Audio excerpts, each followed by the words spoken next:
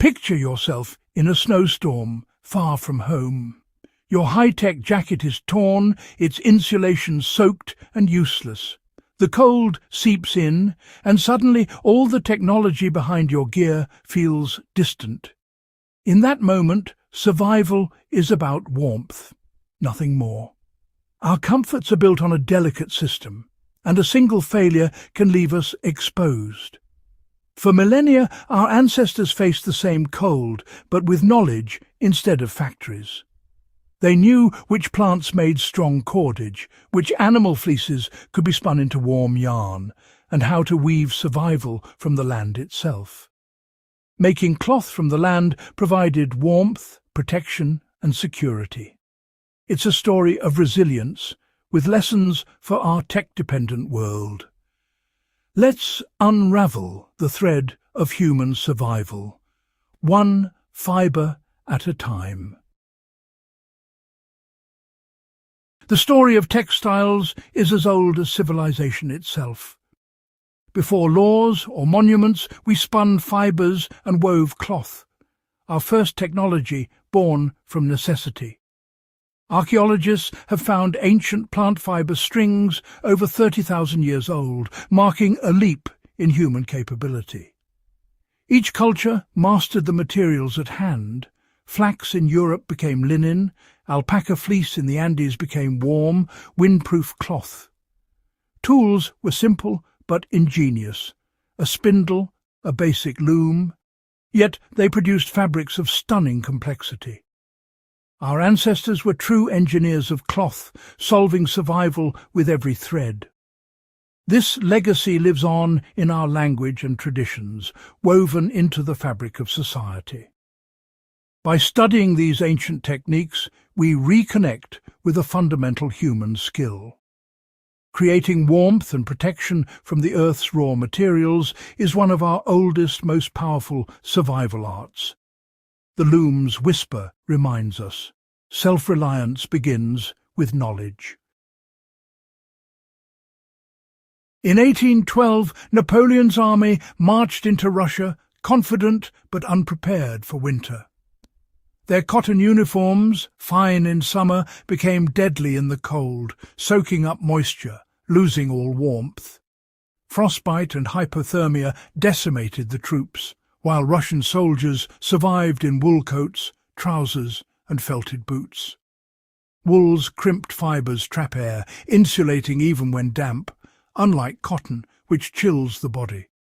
Of 600,000 men, fewer than 100,000 returned. The lesson? The right textile can mean the difference between life and death. Napoleon's defeat was not just military, it was a failure to understand fibre science. Wool, and the knowledge to use it, proved more powerful than any weapon. In survival, nature's wisdom often wins. The American Civil War was fought not just with rifles, but with textiles. The Union's industrial North produced wool uniforms, warm, durable, and protective. The Confederacy, rich in cotton but lacking mills and wool, struggled to clothe its soldiers. Blockades cut off supplies, forcing Southern soldiers into homespun, poorly insulating uniforms. Many marched barefoot, huddled in threadbare blankets, while families at home spun and wove desperately. The North's textile advantage helped sustain its armies. The war proved that an army's strength is measured not just in weapons, but in the threads that hold it together. In war, as in survival, the right fabric is a force multiplier. Scarcity sparks innovation. During the World Wars, blockades cut off cotton and wool supplies. Germany turned to the stinging nettle, reviving ancient fibre knowledge to make uniforms and canvas. Factories processed nettles on an industrial scale, proving forgotten skills could meet modern needs. Paper yarn, spun from wood pulp, became another substitute, coarse but functional for clothing and equipment. These makeshift textiles weren't comfortable, but they filled critical gaps. Wartime ingenuity revealed that potential fibers are everywhere, even in weeds and waste. With knowledge and creativity, people found ways to clothe themselves when primary resources vanished. True resilience means seeing value in the overlooked. Our ancestors' textiles were advanced technology tailored for survival. Natural fibers fall into two main types: plant-based, cellulosic, and animal-based, protein. Cotton absorbs water easily, great for towels, but dangerous in cold, wet conditions. Linen and hemp are strong, cool, and quick-drying, ideal for hot climates. Wool, however, is a marvel. Its crimped, scaly fibers trap air for insulation and stay warm even when damp. Wool's core attracts moisture while its surface repels water, keeping wearers dry and warm. It's naturally flame-resistant and elastic, making it the king of survival textiles. Other animal fibers like cashmere and kiviot offer even more warmth for their weight. Our ancestors learned these properties through experience, not microscopes. A cold night in damp linen taught more than any textbook. Their practical knowledge was essential for survival. Understanding fibers is the foundation of self-reliance.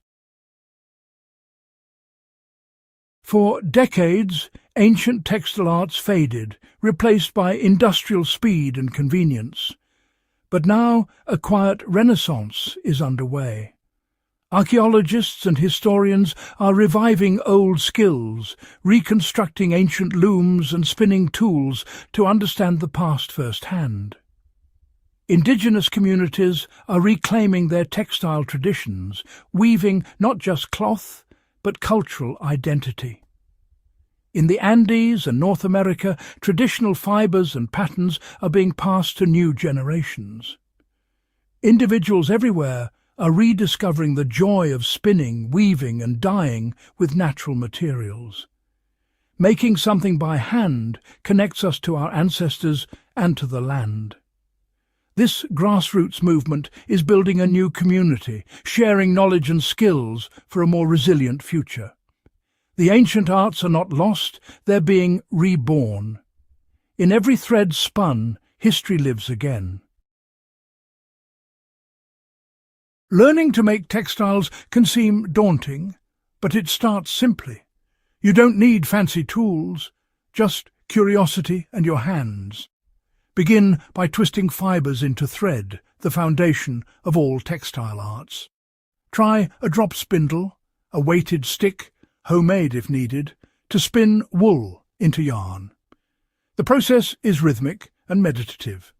Your first yarns may be lumpy, but skill grows with practice. Next, weave your yarn into fabric. A cardboard loom and some patience are all you need to understand weaving's basics. Beyond making, learn to mend. Darning holes in socks or sweaters extends their life and builds self-reliance. Repairing clothes is as vital as making them. Each stitch is a step toward independence.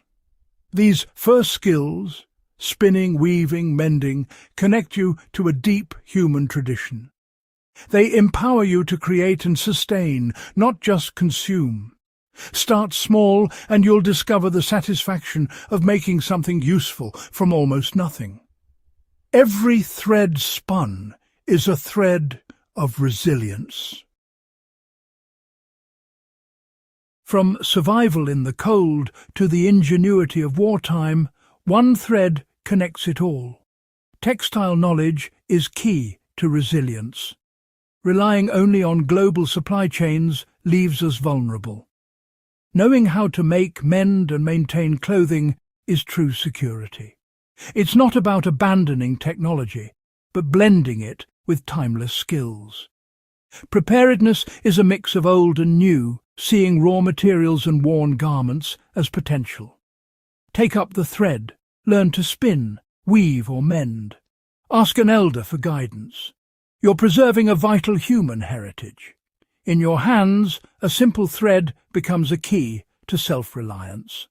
If you enjoyed this journey through survival secrets, don't forget to subscribe for more insights and adventures. Hit the subscribe button and ring the bell so you never miss a thread in our story. Join our community and be part of the next chapter in resilience and creativity. See you in the next video.